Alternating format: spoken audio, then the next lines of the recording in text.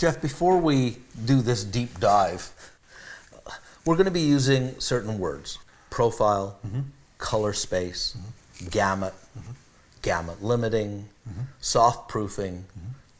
Let's define some terms. And I think one of the critical terms that we need to define is profile. You need to have profiles. You need to have camera profiles, scanner profiles. What is a profile? And maybe the easiest way to understand it is, let me just do a little visual demonstration. So here's a profiling target. Ta-da! Give me back my prop. Now, let me pick a color. Let me pick that orange. Okay. Peach. Peach. Oh, that's good. Peach. Yeah. Now, the printer doesn't tell the heads and the inks, print peach. It says, print a certain number R, a certain number G, and a certain number B. Yeah, okay? actually it's more complicated than that. I know it is. I'm really simplifying. Multicolor. Of course. I'm really simplifying. Okay. But the printer is primarily an RGB device.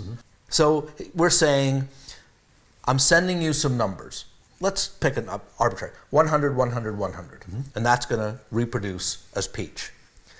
Now, that's this brand of ink on this brand of paper with this particular printer. But your screen doesn't use ink and paper. It uses phosphors and LEDs and other technologies. And so if you send a certain set of numbers, R100, B100, G100 in the example I just gave, you'd think in a perfect world that it would reproduce that exact same color peach. But it doesn't, because it's using different technologies, different phosphors, pigments, dyes, illuminants, whatever.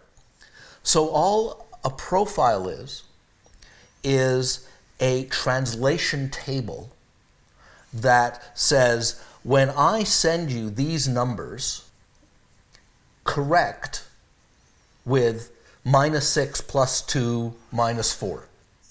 Yeah, it actually could be argued that it is a lookup table. If it's this, then print this. A profile is the algorithms for transforming color are a little bit more exotic. They do it in a three-dimensional lookup table, in essence. But yeah, I mean, that's an accurate description. Here in the ColorSync folder, I've got different profiles. I've got them for printers, I've got them for displays, I've got them for cameras, and then you can actually launch ColorSync utility. That's if you have a Mac. If you have a Mac, yeah. It's built into the operating system. Correct. I think there are other utilities for Windows as well.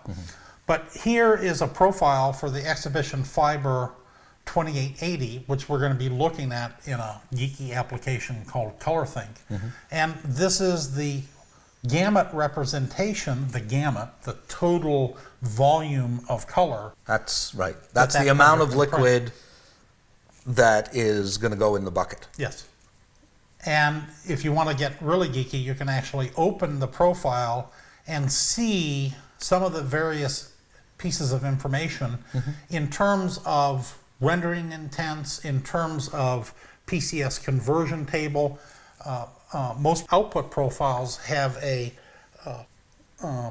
profile conversion space, which is PCS, which basically takes either lab or... Way over. Well, basically what it's doing is taking the lookup table of saying, if you have this color, then transform it to this color so that on the printed form, there's a perceptual match, an apparent perceptual match to what you saw on the display or what you saw on the camera. And so now what we're seeing here is, let's say we wanted to say to a device, say a printer, when I send you these numbers, correct it with these numbers. But if you only had 5 or 10 or 100, even 100 colors, connecting the dots is going to be kind of jaggy.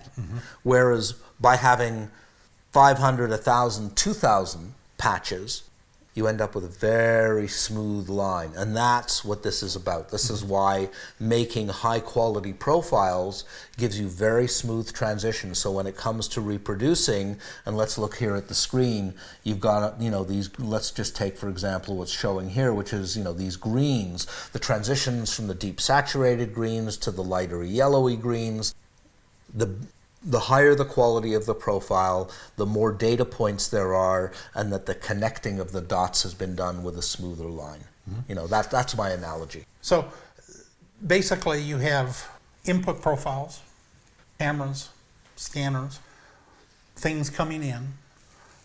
They won't necessarily, red, green, and blue won't necessarily be neutral, but they are a fingerprint, an actual representation of what that device can see.